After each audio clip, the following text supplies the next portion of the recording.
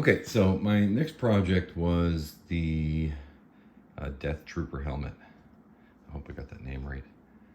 And I did a section of the helmet and did the videos, and I thought I posted it, but I don't see it anywhere. So I think I just thought I posted it and deleted it, so it's gone. So we're kind of in the middle of the project, so this is like part 2. So we can just talk about some other things. So this is just sitting together right now. So you can see on this piece, I did a round of filler and sanding, and it'll go for some priming, and this has already got the filler, sanding, and primer. Okay, so this is one that I was worried might have some cracks to fill, so I didn't want to finish it. I'll just do one round and then I'll put it together. Right, you don't want to finish it because if you do finish it, then you can get glue on it. See how I have some glue right here? You can see those dark patches.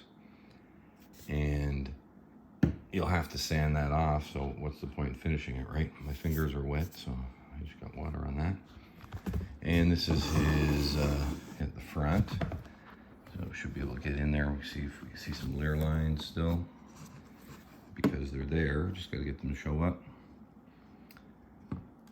Well, not too bad. You see I got some glue on it. So I'm going to glue this together, and I don't think there's actually going to be any cracks I'm going to have to bother filling, but it's possible. But it looks like it kind of fits together nicely, where the cracks are overlaid by the other pieces, so you can't really see them. So we could just take this minute to talk about adhesive. So I usually use a 2-part epoxy, and I use 24-hour curing epoxy. You can get 1 hour and 2 hour, 4 hour, but it's weaker, right? The faster it cures, the weaker it is. So I like 24, just leave it alone for 24 hours or 48 hours. And I've never had a problem with them coming apart. So I got some 3D Gloop. So I glooped this together. So there's this piece and this side piece are glooped onto here.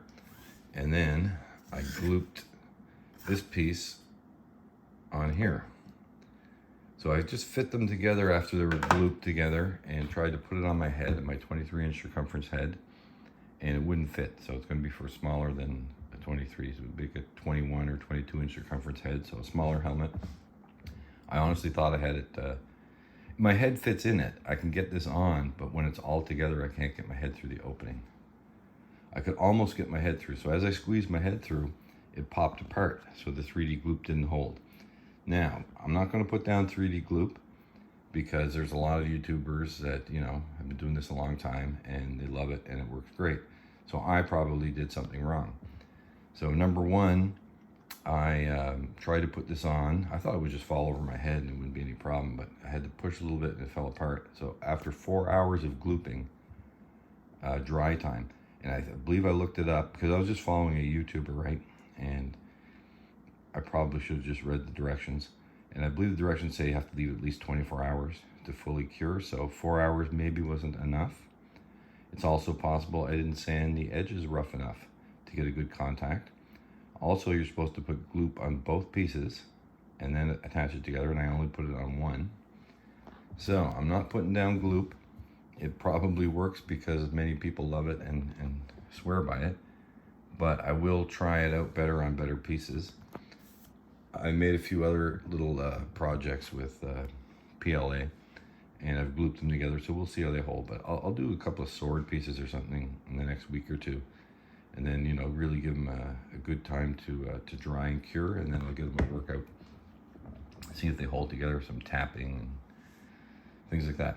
Now, the other thing I could say about 3D Gloop is if you're Canadian like me, by the time you, they have Canadian distributors, but they never have any in stock. I've been checking now for probably 8 months, every week, none in stock, none in stock. So I just ordered directly from the US.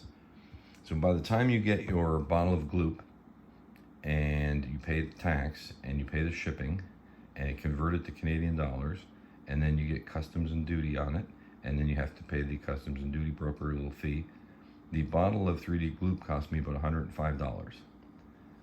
So, you know, $10 for some 2-part epoxy, $105 for 3D Gloop. If they sold it here in Canada and it works as good as people say. If I, you know, probably user error on my part, right?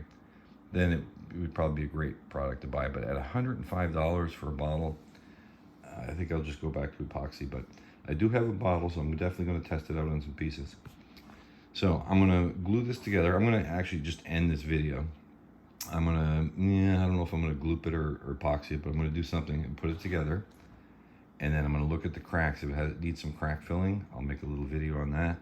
If it doesn't, I'll just do the regular process again and paint it with our filler paint, sand it, prime it, and then we should have a nice, smooth, finished, beautiful helmet.